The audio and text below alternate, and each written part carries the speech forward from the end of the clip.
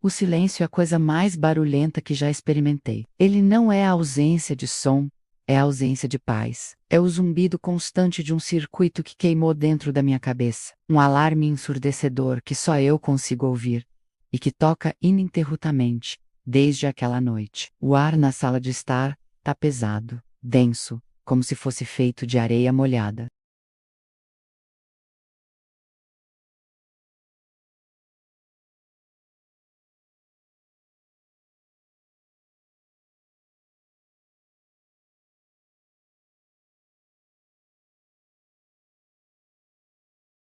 Estão pálidas, talvez um pouco trêmulas, mas mais do que isso, elas parecem sujas.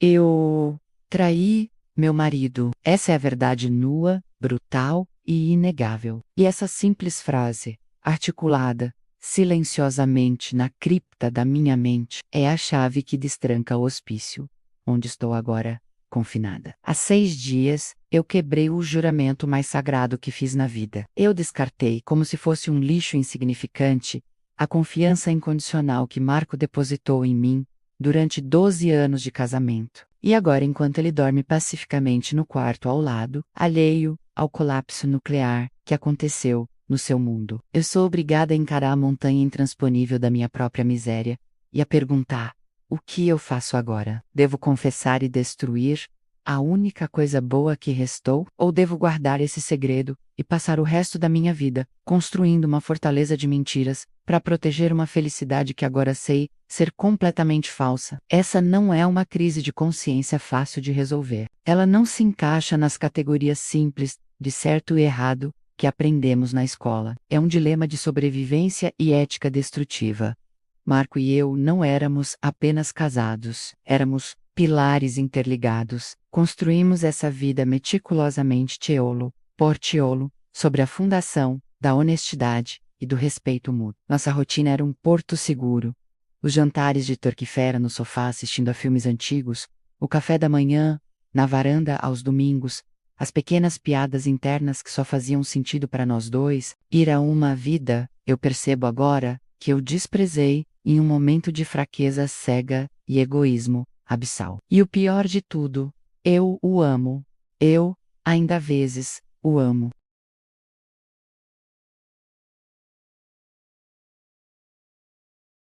Mas o nosso casamento não estava morto. Talvez estivesse cansado, sim, um pouco complacente. Talvez tivéssemos deixado a rotina erodir a paixão ardente e transformando-a em calor de braseiro menos constante, confortável, mas sem chamas. Mas esse era um problema que podia ser resolvido com conversa, com esforço mútuo, com um investimento renovado de energia. Eu não dei essa chance a nós. Em vez disso, busquei uma fuga fugaz, uma injeção de adrenalina e validação, que agora me parece tão fútil quanto a fumaça de um cigarro.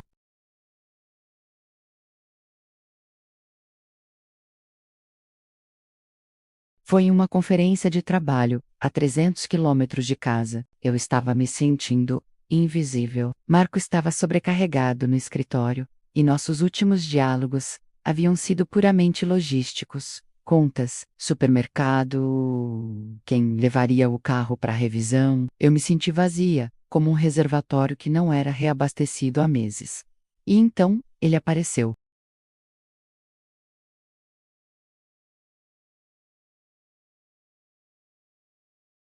Os elogios dele eram diretos, desarmantes. O vinho, que nunca foi meu forte, fluiu muito rapidamente. A vulnerabilidade se instalou, a autodisciplina evaporou. E quando percebi, estava na porta do quarto de hotel, balançando entre a voz da razão, que gritava para eu correr, e o desejo insano de sentir algo novo, algo elétrico.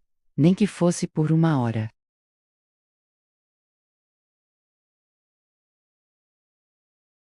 Foi rápido, foi estranho, e terminou com um gosto amargo na boca, não de culpa imediata, mas de terror existencial.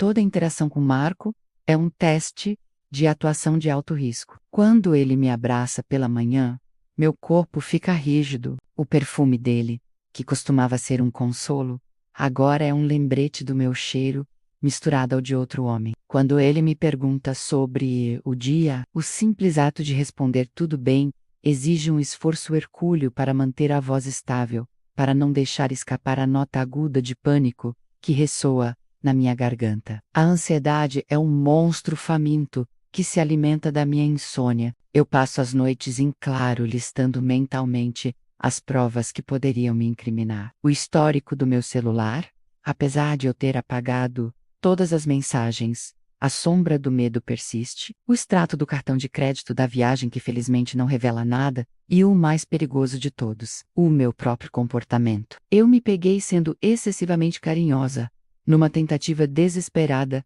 de compensar a traição. Ou, alternativamente, me afastei bruscamente, incapaz de suportar a proximidade da sua inocência. Esses open loops estão me estrangulando. Se ele notar essa inconsistência de afeto, ele fará perguntas. E se ele fizer perguntas, eu serei capaz de sustentar a mentira? É aí que o conflito se aprofunda e se torna quase filosófico. A confissão é um ato de egoísmo, uma purgação. Eu confesso para aliviar minha vezes culpa, mas o preço é a total aniquilação da paz dele. Se eu confessar, eu desmorono a vida que construímos. Marco, que é um homem de princípios rígidos, talvez nunca me perdoe, e mesmo que o fizesse, a rachadura estaria lá, irremediável, transformando o nosso amor em algo frágil e eternamente desconfiado. Teríamos que reconstruir tudo, mas sobre o quê? Sobre a memória da minha falha. Mas se eu não confesso, eu me torno uma impostora profissional. Eu vivo uma vida dividida, onde uma parte de mim está sempre vigiando a outra. A ausência da verdade cria uma distância invisível, um abismo silencioso entre nós. E essa distância, ao longo dos anos, não destruirá o casamento de uma maneira mais lenta e dolorosa do que a confissão faria? Viver na mentira significa que cada palavra de amor que eu disser, cada toque, cada beijo de boa noite será uma performance deprimente, manchada pela hipocrisia. A traição física durou 1 hora. A traição emocional e contínua durará para sempre, enquanto eu mantiver o segredo. Ontem, o medo atingiu um novo pico de intensidade. Estávamos na cozinha, eu estava lavando a louça, e Marco estava falando sobre um projeto que ele estava animado no trabalho. Ele parou de repente, veio por trás de mim e me abraçou, descansando o queixo no meu ombro. Você tem estado distraída ultimamente, ele murmurou, a voz suave e preocupada. Meu corpo congelou. Eu senti a ponta afiada do pânico no meu estômago. Ele sabia? Ele suspeitava? Eu girei a cabeça, pronta para inventar uma desculpa esfarrapada sobre o estresse do trabalho. Mas o que ele disse em seguida me desarmou completamente. Um verdadeiro asterisk pater interrupt asterisk. Eu sinto que você está lutando com alguma coisa. Não precisa me contar se não quiser. Mas lembre-se, eu estou aqui, sempre. A doçura inesperada, a confiança cega e a generosidade daquela declaração me atingiram como um soco no plexo solar. Lágrimas vieram aos meus olhos, não de tristeza, mas de vergonha. Eu sou a coisa que está lutando com ele, a ameaça que ele está tentando proteger. Eu sou a fonte da dor potencial. Aquele momento de ternura deveria ter sido a minha oportunidade, o momento de clarear a garganta e deixar a verdade sair, dolorosa sim, mas limpa. Mas eu não consegui. O medo de ver a luz nos olhos dele se apagar, de ver a máscara de conforto se quebrar e dar lugar ao puro visceral. Desprezo foi um obstáculo intransponível. Eu forcei um sorriso. É só o cansaço, meu amor. Muita pressão para fechar o trimestre. Eu me virei e o beijei na testa. Um beijo rápido, superficial, para encerrar o contato prolongado. Ele sorriu, aceitando a mentira com a facilidade da confiança. E naquele instante, eu percebi que a decisão não era mais sobre si. Marco merece a verdade, menos claro que ele merece. A decisão é sobre a minha capacidade de viver com as consequências de dar lá vezes a ele. é sobre a minha própria covardia. O dilema é amplificado pelo fato de que a traição foi um evento isolado. Eu não me apaixonei pelo outro homem. Ele foi apenas uma distração, um espelho temporário, onde eu buscava uma versão mais excitante de mim mesma. Eu cortei todo o contato. A conexão foi incinerada, não há pontas soltas visíveis. Eu poderia, com relativa segurança, enterrar isso sob 7 palmos de terra e seguir em frente, me tornando uma esposa mais atenciosa, mais presente, para compensar a falha que só existe na minha consciência. Eu poderia usar o pavor da descoberta como um chicote para garantir que nunca mais me desviaria. Mas essa autoanálise me traz a uma revelação mais sombria. Marco não casou com uma mulher que mente. Ele casou com uma mulher honesta, transparente. Se eu guardar esse segredo, eu mato a mulher que ele ama e a substituo por essa nova criatura, fria e calculista, que consegue dormir ao lado dele enquanto abriga um segredo tão destrutivo. O reengajamento com a questão central é inevitável. A verdade pode quebrar um casamento, mas a mentira pode quebrar a alma. Qual perda é mais tolerável? E então, o clímax da minha agonia, a grande revelação que ainda me assombra. Lembro-me do momento exato em que tudo mudou. Estávamos no bar do hotel. Ele me olhou e não disse nada de comprometedor, apenas sorriu e tocou a minha mão. E eu senti o gatilho, a atração proibida, a sensação de que eu estava à beira de um precipício. Eu poderia ter dito não, poderia ter me levantado e ido para o meu quarto. Eu escolhi ficar. Eu escolhi a descida. E quando o toque evoluiu para o beijo, eu não senti paixão, eu senti alívio, alívio de não ser a mulher perfeita e responsável por um momento. Eu traí Marco porque eu estava cansada de ser a pilar perfeita, e agora, essa rebelião momentânea me cobra um preço eterno. O ato está concluído. O outro homem é irrelevante, mas as consequências, a sensação de ser permanentemente desqualificada para o amor de Marco, é o que resta. Estou aqui agora, sentada no sofá, às 3h47 da manhã, com o peso de uma decisão que me parece maior do que a minha própria capacidade de decisão. Sei e o confesso, enfrento a dor rápida e aguda, a possibilidade da perda total, mas ganho de volta a minha integridade, permitindo que Marco tome uma decisão baseada em fatos, e não em uma ilusão que eu crio. Se eu guardo o segredo, eu preservo a ilusão do casamento, preservo o conforto da nossa rotina, mas me condeno a uma vida de paranoia e de uma intimidade falsificada, vivendo com a certeza de que a cada momento estou ativamente enganando o homem que jurei amar. A escolha está entre ser uma pessoa má, mas honesta sobre isso, e ser uma pessoa fundamentalmente falsa, mas segura. A culpa é um veneno de ação lenta. Eu consigo senti-lo percorrendo minhas veias, transformando meu sangue em ácido. Eu preciso de uma saída, eu preciso de uma resposta, não posso mais sustentar o peso dessa câmara de tortura. O que vocês fariam se estivessem no meu lugar, olhando para o rosto inocente da pessoa que vocês destruíram? Devo eu de fato confessar a Marco o que fiz, arriscando a destruição imediata de tudo o que temos? Ou devo guardar esse segredo para sempre e tentar construir uma nova vida sobre as ruínas da minha própria moralidade, protegendo a felicidade dele, mesmo que seja à custa da minha alma? Eu temo o silêncio dele, eu temo o julgamento dele, mas mais do que tudo, eu temo o que me tornarei se continuar carregando essa carga sozinha, nesse abismo de solidão e culpa. A verdade é um fogo, a mentira é uma masmorra. Qual é o destino menos terrível? O som da respiração dele. Esse é o meu carrasco particular. Ele dorme ao meu lado, um ritmo lento e constante, o som da paz conjugal, que eu, sozinha, destruí. É um mantra cruel que me lembra, a cada inspiração, que ele está aqui, seguro, blindado pela ignorância, enquanto eu estou afogando-me no lençol que compartilhamos, um pântano de seda e mentiras não ditas. Eu me viro para o lado sentindo o peso do meu braço sobre o colchão, e é como se eu estivesse carregando uma âncora, invisível, amarrada ao meu pulso.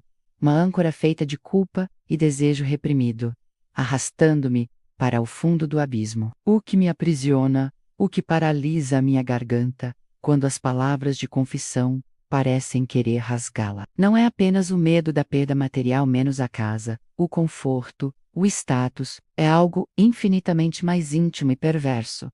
É o medo de destruir a fé dele. Ricardo não ama apenas vezes a mim. Ele ama a vezes ideia de mim. Ele investiu 20 anos na construção da minha integridade, vendo em mim a rocha, a bússola moral de nossa família. Confessar não é apenas admitir um erro, é provar que a fundação da sua vida inteira foi construída sobre uma ilusão. Eu arrancaria o chão debaixo dos seus pés, e ele cairia não em terreno firme, mas num vazio existencial, onde nem mesmo o amor poderia alcançá-lo. Eu o transformaria instantaneamente, de um homem seguro e amado em uma vítima patética. Um mártir cuja lealdade foi ridicularizada nas sombras. E às crianças, não consigo sequer pronunciar os nomes deles em voz alta quando penso no cenário da confissão. Eles veem Ricardo como a personificação da estabilidade, da bondade inabalável. O divórcio seria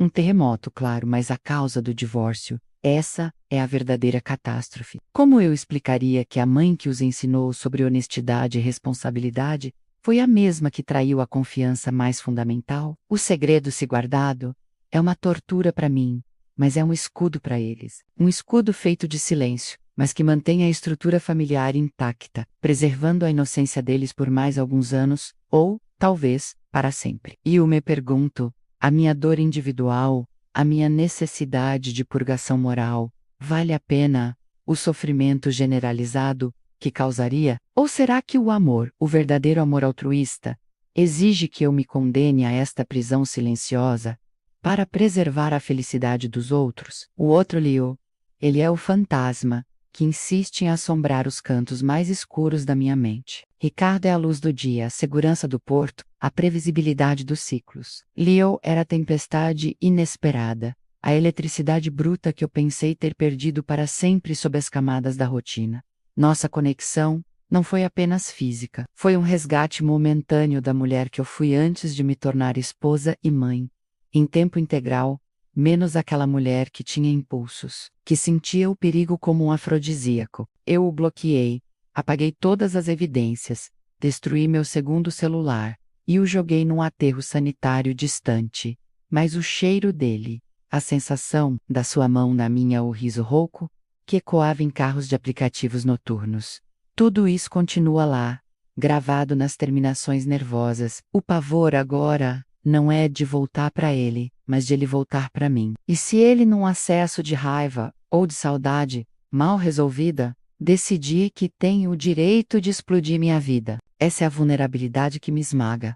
A minha felicidade e a estabilidade da minha família agora dependem do capricho e da discrição de um estranho que só me conheceu na escuridão. Há dias em que Ricardo tenta se aproximar, e cada avanço dele é uma facada. Ele me toca o rosto com uma ternura que é habitual, mas que agora me parece sagrada e profana ao mesmo tempo. Ele diz: "Você parece cansada, meu amor." O que há de errado? E eu tenho que fabricar um sorriso, um leve tremor de ombros, e murmurar sobre o estresse do trabalho ou a insônia passageira. É uma performance de alto risco, que se repete diariamente, uma peça teatral montada em nossa sala de estar. Eu me tornei uma atriz talentosa, capaz de fingir prazer, interesse e, o mais importante, inocência. Mas essa atuação exige um custo. Eu não durmo mais. E eu cochilo com o olho aberto, sempre ouvindo o som do carro dele chegando, o barulho da chave na porta, pronta para eliminar qualquer vestígio de desordem emocional que possa ter vazado para o mundo real, enquanto ele estava fora. A mentira não é mais um evento, é um estado de ser. Ela se calcificou em mim, mudando a maneira como eu me movo, como eu falo, como eu respiro. Sinto que estou sempre tensa, como se os músculos do meu pescoço fossem feitos de arame farpado. Eu comecei a desenvolver hábitos neuróticos, verifico o lixo várias vezes antes de descartá-lo, procurando recibos estranhos ou bilhetes esquecidos. Eu limpo meu histórico de navegação com uma obsessão maníaca, não porque eu esteja procurando por Leo, mas porque a própria busca por discrição me faz sentir culpada por ter algo a esconder. E quanto mais me afasto em meu casulo de segredo, mais Ricardo tenta se aproximar, percebendo talvez, subconscientemente, o esfriamento da minha alma. Ontem durante o jantar, ele fez um brinde, sem nenhum motivo especial, apenas porque estávamos juntos. Ele levantou a taça de vinho tinto, as luzes da sala refletindo no líquido escuro, e me olhou com aquele olhar de adoração cega que sempre me amoleceu. Eu sou um homem de sorte, ele disse, e a voz dele era grave e sincera.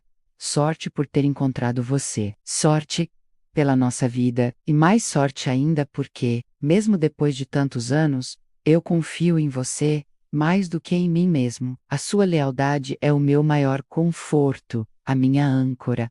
Aquelas palavras não foram um elogio, foram um martelo na minha testa. A minha lealdade é o seu maior conforto. *Lealed. A taça tremeu na minha mão. Tive que forçar o vinho até a boca, para ter algo para esconder o súbito tremor dos lábios. Naquele instante senti que o segredo era algo físico, uma substância tóxica escorrendo pelos meus poros.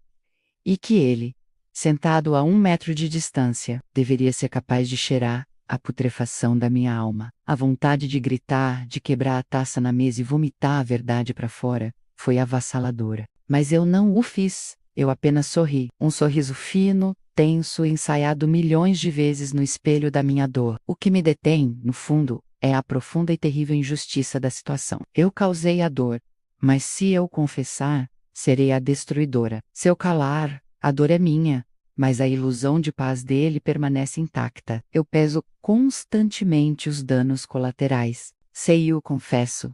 Ricardo vai sofrer uma dor aguda, intensa, de curto a médio prazo, seguida pela lenta e agonizante reconstrução de sua vida.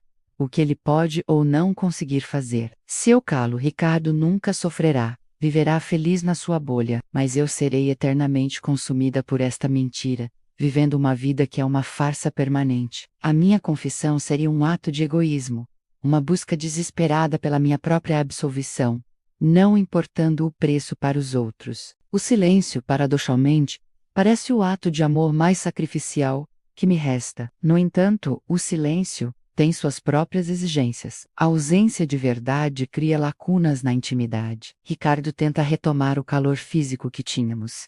E eu recuo.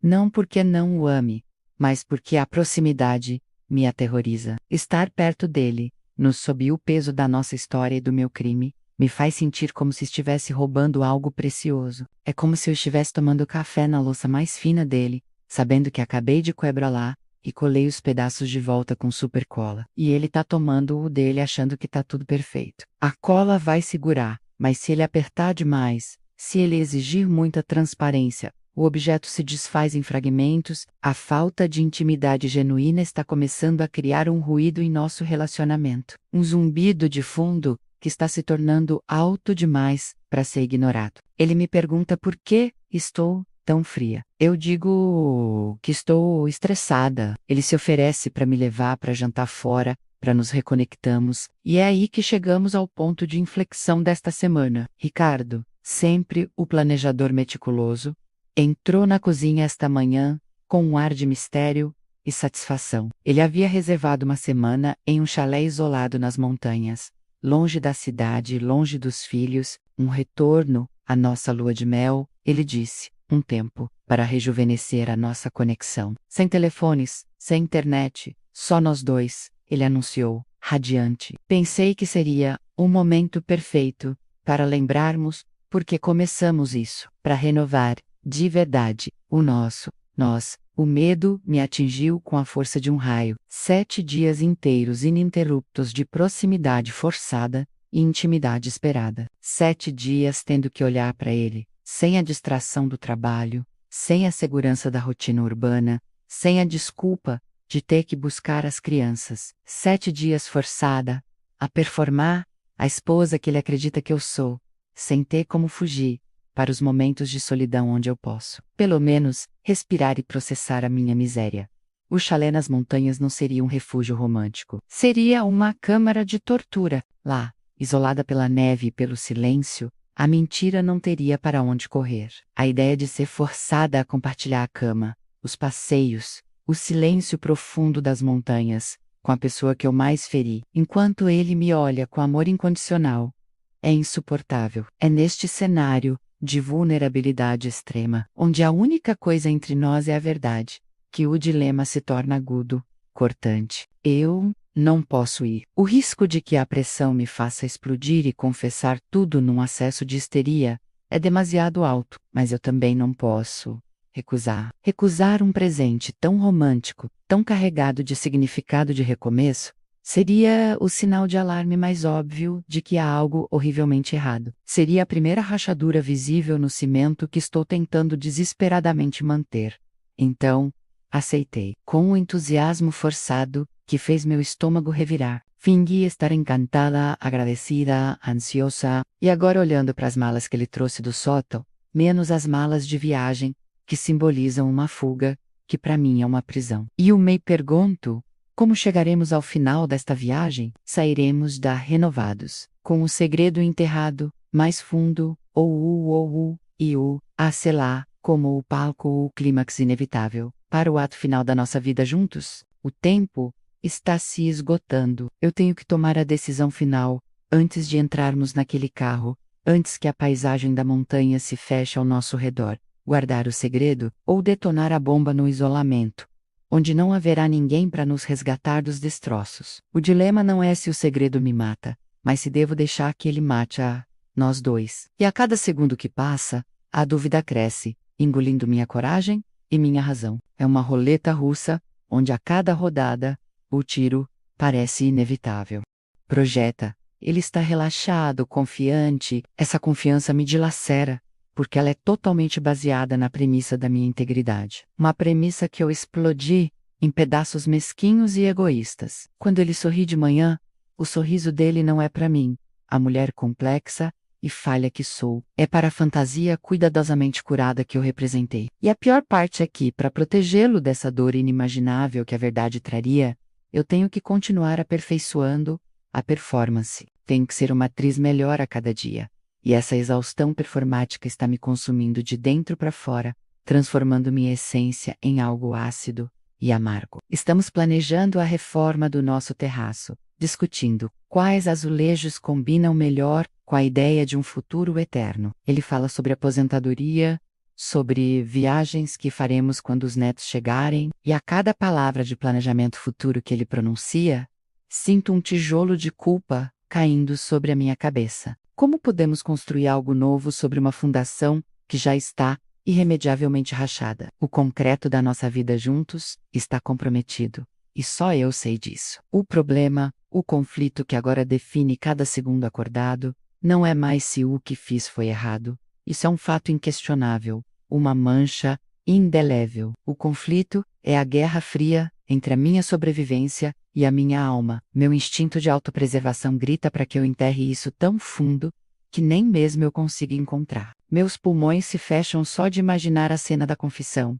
O olhar dele, a incredulidade lenta se transformando em nojo, a quebra audível do seu mundo. Eu o amo demais para infligir isso nele, eu repito como um mantra. Mas é verdade? Ou eu o amo demais para suportar a dor de perder o que ele me dá?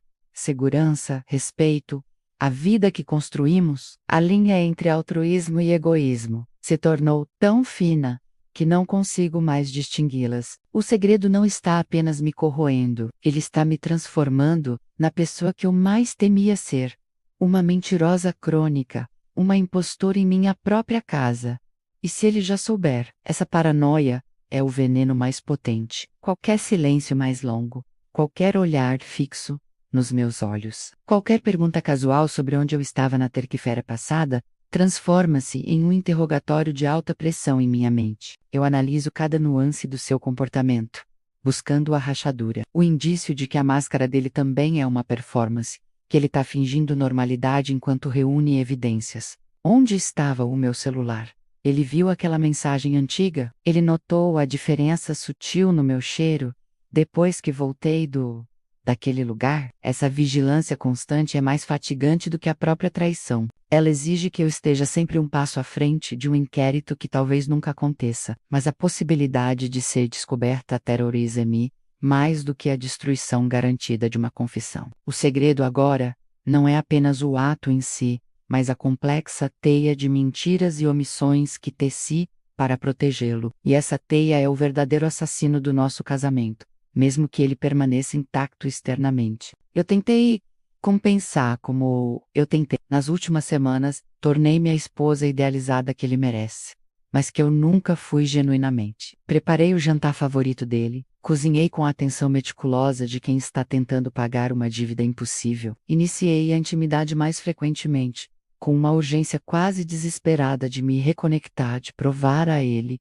e principalmente a mim mesmo, que meu corpo e meu coração ainda pertenciam a este casamento. Mas cada beijo, cada carícia, era um ato de profunda falsidade. Minha mente era um quarto ecoante, onde as vozes da culpa e da luxúria passada competiam, e o abre-cavas sentia a familiaridade e a segurança do seu calor. E a imagem fugaz do toque do outro homem invadia minha memória, como um flash estroboscópico, rápido, mas devastador. Eu fechava os olhos, tentando forçar a conexão, mas era como tentar encher um balde furado. A intimidade se tornou uma transação, uma tentativa de equilibrar a balança moral. Isso é o oposto do amor. O que eu estou fazendo não é salvar o casamento. Estou profanando-o com cada ato de amor falso. A exaustão dessa performance é palpável. Acordo mais cansada do que fui dormir, porque a mente nunca desliga do modo defesa. A análise moral não me dá trégua. Eu revisito os argumentos que meus amigos, meus terapeutas imaginários, me dariam. O argumento utilitarista.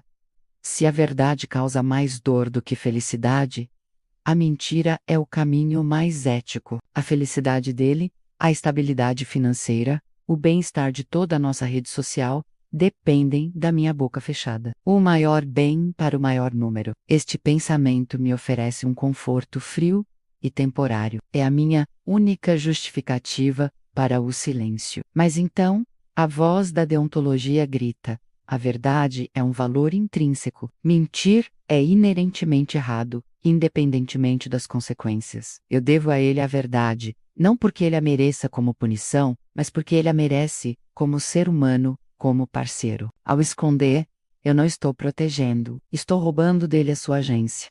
O direito de saber e decidir se ele quer ficar em um casamento com uma pessoa que cometeu tal erro. Estou tomando essa decisão por ele. E esse paternalismo mascarado de amor é, talvez, o aspecto mais cruel da minha traição continuada. Eu me vejo balançando entre essas duas filosofias como um pêndulo frenético, e em nenhum dos lados encontro paz. E eu me pergunto, insistentemente, é possível que um segredo desse calibre se torne parte da mobília, que com o tempo a dor da culpa se atenue em algo gerenciável, um peso crônico, em vez de uma dor aguda? Talvez, se eu aguentar por mais 1 ano, 2 anos, o peso se transforme em calo. Mas o que isso faria com a minha identidade?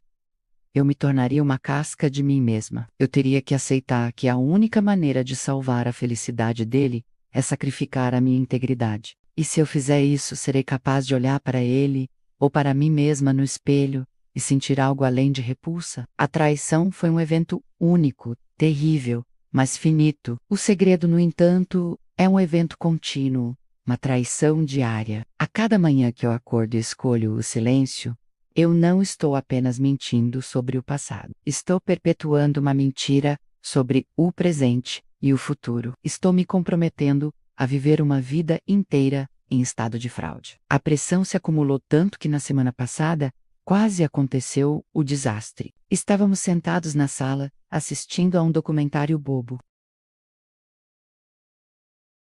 De repente, uma dor lancinante atingiu meu peito. Não física, mas emocional. Meu corpo reagiu antes que minha mente pudesse censurá-lo. Abri a boca para respirar, e a palavra perdoe começou a se formar na minha garganta. Foi um espasmo, um reflexo nervoso do meu subconsciente, tentando purgar o veneno. Ele se virou para mim, sorrindo, e perguntou: "O que foi, amor? Parece que você viu um fantasma." Engoli a palavra inteira. Engoli o segredo, a confissão abortada, e senti um calor de pânico se espalhar pelo meu rosto. Eu ri, um som forçado, estrangulado. "Não é nada, apenas pensei que tinha esquecido de mandar um e-mail importante para o trabalho." Essa mentira, rápida e estúpida, funcionou. Ele deu de ombros, e voltou a assistir. Mas aquele momento de quase revelação me devastou. Percebi que o segredo não está sob meu controle total. Ele vive uma vida própria, uma entidade parasita que pode decidir se manifestar a qualquer momento. Em um sonho, em um lapso de linguagem, em um momento de fraqueza emocional extrema. O risco de ser pega não é apenas tecnológico ou físico, é psicológico. E o Su, a Yarmã, e o segredo é o gatilho. A ironia mais amarga de todas é que o meu marido, sem saber, intensificou o vínculo. Talvez sentindo minha distância sutil, ou talvez genuinamente sentindo o amor que eu estava ativamente forçando para fora. Ele me surpreendeu com um jantar romântico à luz do Vilas, com a nossa música favorita tocando. Ele segurou minha mão e, olhando profundamente nos meus olhos, disse que nunca se sentiu tão conectado a mim, que ele valorizava a nossa estabilidade mais do que qualquer coisa no mundo. Nós somos a rocha, não somos? Ele perguntou. Naquele momento, meu corpo tremeu com uma realização fria e cortante. Não é que eu o traí, é que eu o fiz apaixonar-se por uma imagem falsa, e agora ele está reafirmando esse amor sobre o abismo da minha desonestidade. Meu segredo não está salvando-o da dor da perda. Está garantindo que, se e quando a verdade vier à tona, a dor será 10 vezes pior, pois será a dor da desilusão acumulada, da crença esmagada. Este é o clímax da minha tortura interna. Não importa se eu confesso ou se guardo o segredo. O casamento, como eu o conhecia, já está morto. Sei e o confesso. O casamento morre por causa da destruição da confiança. Sei e o escando. O casamento morre porque a mulher que vive dentro dele se tornou uma impostora, incapaz de amar com totalidade. O custo não é apenas dele ou nosso. O custo sou eu. Estou me desintegrando. Minha capacidade de alegria genuína desapareceu, substituída por uma hipervigilância neurótica. O segredo não é um fardo passivo. Ele é um agente ativo que está me remodelando em algo insensível e frio. Eu não posso mais distinguir se o meu desejo de confessar é um ato de redenção moral, ou se é apenas um desejo desesperado e egoísta de aliviar essa pressão insuportável. Não importa o preço que ele tenha que pagar. A confissão se transformaria de um ato de honestidade em um ato de desespero autocentrado. O impasse é total. Estou presa entre a aniquilação imediata, a confissão e a lenta, agonizante putrefação da minha própria consciência, o silêncio eterno. Não há terceira opção. Eu sei que esta situação não pode durar mais. A máscara está rachando. O peso da minha atuação está me derrubando. Preciso de uma saída. Mas todas as saídas apontam para o fogo. Eu devo decidir se devo me jogar nas chamas para limpar a ferida ou se devo continuar queimando lentamente, mantendo a fachada intacta para que todos pensem que a casa ainda está de pé, mesmo que eu esteja gritando em silêncio por dentro. O que é mais cruel, o fogo rápido ou o definhamento lento e garantido?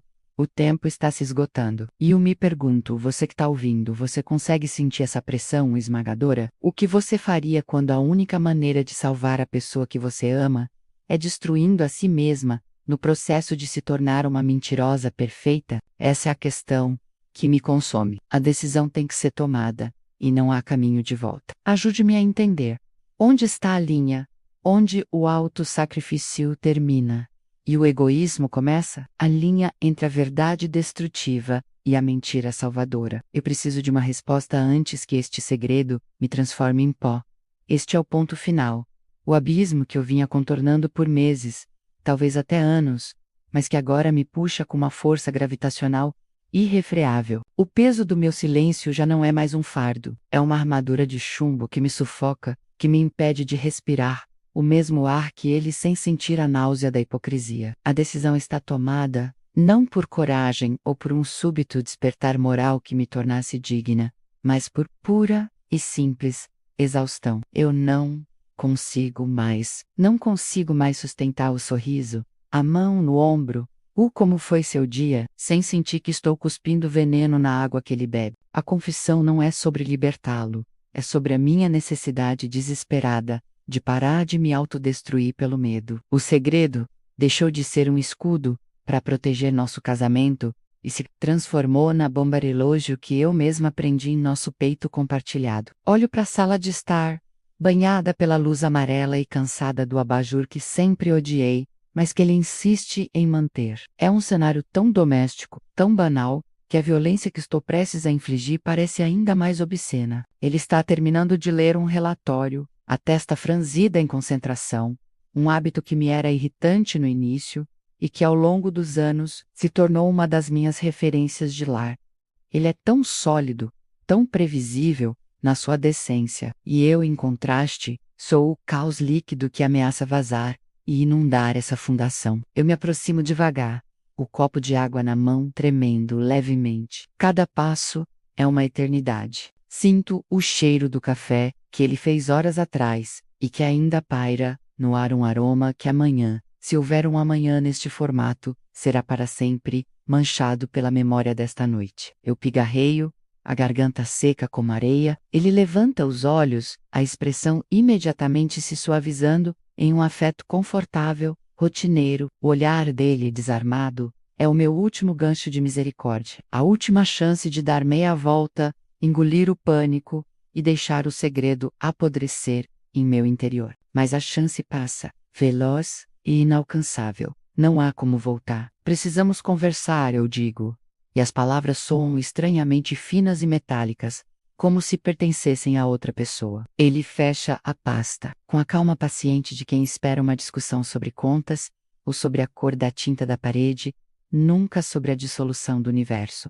Claro, amor, o que houve? Parece séria. É essa a sua natureza, a suposição de que tudo pode ser resolvido com lógica e planejamento. Ele jamais poderia planejar a dor que eu estou prestes a entregar. Olho para os meus pés, incapaz de sustentar o contato visual, pois sei que a verdade está escrita em letras garrafais no meu rosto, no tremor incontrolável das minhas mãos. Eu fiz uma coisa horrível, e eu preciso te contar, porque não posso mais viver carregando isso. Ele se endireita na poltrona. A expressão já não é mais de paciência, mas do alerta suave. Talvez pense que perdi dinheiro, ou que cometi um erro no trabalho. Ele espera um problema solucionável, uma planilha para corrigir. O que é? Nome do marido? Ele pergunta, usando meu nome completo, um sinal sutil de que a conversa está deixando o território do trivial. Respiro fundo, o ar frio raspando meus pulmões. Sinto o cheiro de suor frio na minha pele. A boca do estômago se contrai. Eu não posso florear. Eu não posso suavizar. A única forma de honrar a decência que lhe devo neste momento final é ser brutalmente direta. Eu te traí. O silêncio que se seguiu não foi um vazio, mas uma presença física. Era o som do tempo parando, do mundo exterior se tornando irrelevante. Era o som de um coração se partindo em mil pedaços. Um ruído que, ironicamente, só existia dentro da minha cabeça, mas que parecia estar ecoando nas paredes daquela sala. Ele não reagiu imediatamente. Não pulou, não gritou, não chorou. Ele apenas piscou, lento, metódico, e o que era mais aterrorizante era o sorriso pequeno, quase imperceptível, de confusão que surgiu em seus lábios. Era a incredulidade absoluta, a incapacidade de o cérebro processar uma frase que contradizia todos os paradigmas de sua vida. O que? Elsa chorou. A voz apenas um fiapo de som. Eu não entendi o que você disse.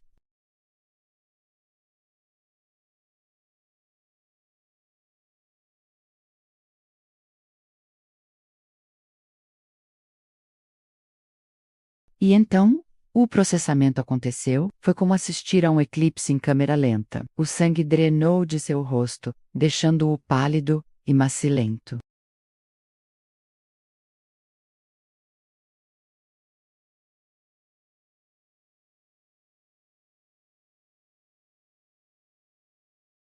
Era a percepção de que a história que eles haviam escrito juntos era, na verdade, um livro de ficção que só ele estava lendo. Ele se levantou, mas não veio até mim. Ele se afastou, cambaleando levemente, como se o chão tivesse sido subitamente inclinado. Ele foi até a janela, observando o reflexo fantasmagórico de nós dois no vidro.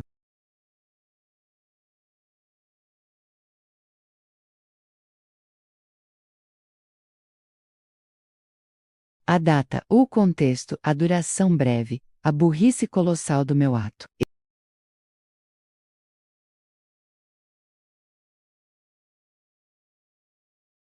E foi aí que o inferno começou a se manifestar. Ele se virou, e seus olhos, que sempre foram gentis e repletos de uma luz calorosa, estavam agora frios e estranhos, como os de um desconhecido. Você sabe o que significa isso? Ele não estava me perguntando. Estava se perguntando. Significa que todas as vezes que você disse que estava trabalhando até tarde, que estava com sua amiga, que me olhou nos olhos e me beijou, tudo isso era uma mentira encenada. Você estava vivendo duas vidas. Você esteve aqui na nossa cama, ao meu lado, sabendo que tinha voltado de outro lugar, de outra pessoa. Você me permitiu amar uma fantasia. O peso dessa acusação, a verdade irrefutável de sua dor, me atingiu com a força de um soco. Eu não conseguia me defender, porque não havia defesa. Eu era culpada de tudo. Eu havia profanado a intimidade. Eu havia roubado a paz dele. Eu sinto muito, eu consegui dizer, e soou vazio, patético. Sinto muito por ter feito isso. Sinto muito pela dor. Eu não mereço seu perdão, mas eu precisava te dizer. A raiva finalmente veio, mas não em gritos histéricos. Foi uma raiva silenciosa, contida, que o fazia tremer da cabeça aos pés. Ele pegou um porta-retrato da mesa lateral, uma foto nossa tirada em Paris, no aniversário de 10 anos de namoro. Ele olhou para o objeto por um longo momento, e eu senti o pânico subir pela minha garganta. Eu sabia o que ele ia fazer. Você se lembra deste dia? Ele perguntou.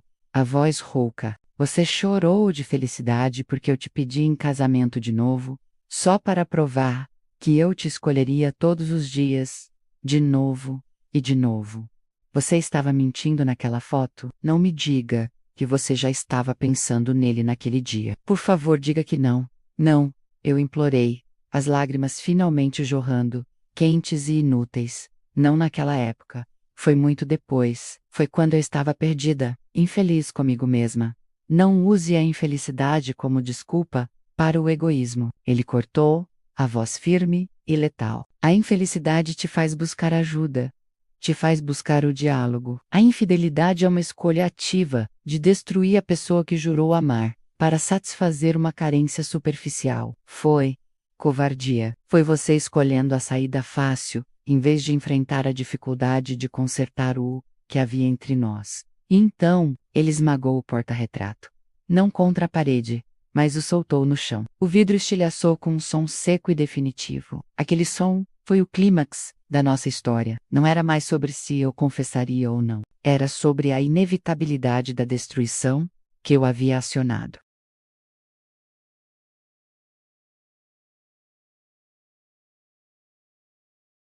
Ele parou em frente à nossa estante de livros, passando o dedo pelas lombadas, como se estivesse verificando se os livros ainda estavam em ordem, se o mundo ainda obedecia às regras da física. Tudo que vivemos, ele disse, a voz cheia de desolação, os planos, os sacrifícios, as promessas de envelhecer juntos, de ver nossos filhos, você transformou tudo isso em uma piada cruel. Cada eu te amo que você disse, depois do seu caso, era apenas a trilha sonora da minha humilhação.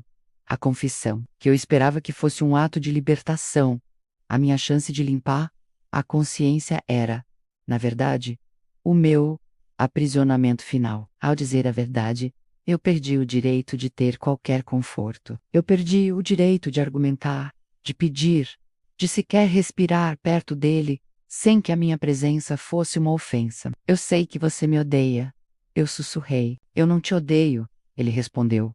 E a resposta foi ainda mais devastadora do que se ele tivesse gritado. O ódio requer energia, requer uma conexão emocional. Eu sinto repulsa pelo que você fez. E sinto pena de mim mesmo por ter sido tão cego. Mas o que eu sinto por você neste momento é o vazio.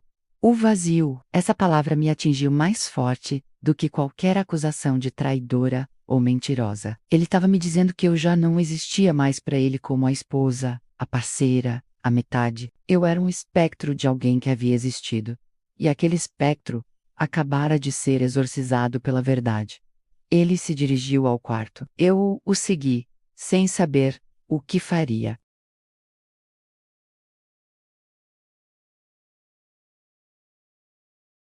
O que você está fazendo? Eu perguntei, a voz embargada. Estou te dando o que você pediu. Você me deu a verdade, e eu tô te dando as consequências dela, ele disse, sem olhar para mim. Eu não posso ficar aqui. Eu não posso olhar para você e tentar decifrar onde termina sua culpa e começa a minha idiotice. Eu preciso de espaço. Eu preciso saber quem eu sou, sem você me definindo com essa traição. Ele estava partindo. Aquele era o clímax definitivo. A confissão não havia salvado o casamento, nem havia me purificado. Havia acelerado a morte dele. Havia sido o golpe de misericórdia. E no fundo do meu desespero, havia uma minúscula, fria voz da razão que sussurrava. Era inevitável. Você apenas escolheu a hora. Eu me ajoelhei no chão, agarrando suas pernas, algo que eu nunca havia feito em toda a nossa vida de casal. Por favor, não vá. Podemos conversar. Podemos tentar. Ele parou, colocou a mão no meu ombro, gentilmente, mas com uma distância imensa. Não me toque, ele disse, e eu obedeci imediatamente, retirando minhas mãos como se ele estivesse em brasa. Você pode falar o que quiser, meu nome, mas a confiança não é um interruptor. Você quebrou o alicerce, o prédio caiu. Não há mais onde sentar e discutir. Talvez com o tempo, possamos discutir o divórcio. Mas agora, não. Eu preciso de ar que não tenha cheiro de mentira. Ele fechou o zíper da mala, pegou a carteira e as chaves. Naquele momento, ele parecia estranhamente livre, embora sua dor fosse palpável. A liberdade dele era o preço da minha confissão. E o que eu faço agora? Eu perguntei, sentindo-me como uma criança abandonada. Ele me olhou uma última vez, e aquele olhar foi o adeus final. Não era Joe, não era amor, era a frieza de quem observa uma catástrofe que já passou. Você vive com isso. É o que você escolheu. Você escolheu a verdade, e a verdade tem um custo. Eu vou ficar com um amigo. Não tente me ligar ou me procurar por alguns dias. Eu vou mandar uma mensagem sobre o que fazer com as contas. Adeus, meu nome. E ele se foi. O som da porta se fechando, o clique seco da fechadura, foi o som mais alto e vazio que eu já ouvi. Eu permaneci ajoelhada no chão frio, olhando para os cacos do porta-retrato. O pagamento havia sido feito. A verdade havia sido dita. A leveza que eu esperava da confissão nunca veio. Em vez disso, veio um peso infinitamente maior. O peso da solidão definitiva. O peso de ser a arquiteta da minha própria miséria. E pior de tudo, a assassina da felicidade de um homem decente. A noite se arrastou. Eu não dormi. Eu apenas observei o espaço que ele havia deixado. Aquele espaço não era mais vazio, estava cheio da ausência dele, e essa ausência era mais concreta do que a presença de qualquer outra pessoa poderia ser. O que me resta? A devastação total. O casamento se foi, o segredo se foi, e ironicamente, a dor é pior agora. Quando eu guardava o segredo, eu tinha a ilusão de controle. Eu achava que estava protegendo algo. Ao confessar, eu cedi o controle. E o resultado foi o pior cenário possível. Mas, e esta é a conclusão mais amarga, a mais difícil de engolir, não me arrependo de ter confessado. O arrependimento é pelo ato da traição, sim. Um arrependimento que será eterno. Mas a confissão, por mais que tenha me custado o casamento e a paz, foi um ato necessário de integridade, mesmo que tardio. Não era mais digna de ser sua esposa, mas eu era, finalmente, digna de ser uma pessoa singular que não vivia uma mentira constante. O preço da minha alma limpa foi a destruição do nosso futuro. Agora sentada aqui na manhã, que se segue com o cheiro residual do café de ontem e o brilho dos cacos de vidro no chão. Eu sei que a verdade não é sempre libertadora. Às vezes ela é apenas a necessária fundação para uma nova e mais difícil realidade. Eu não fui perdoada, mas fui exposta, e naquela exposição, pela primeira vez em muito tempo, eu não estava mais fingindo. A lição que fica, em meio à cinza e ao vazio, é que a honestidade deve ser a primeira pedra de qualquer relacionamento, e não a última e desesperada tentativa de resgate. A confissão foi o fim, não o começo de algo novo. Foi o reconhecimento solene de que algumas coisas quebradas não podem ser consertadas, apenas lamentadas. E você?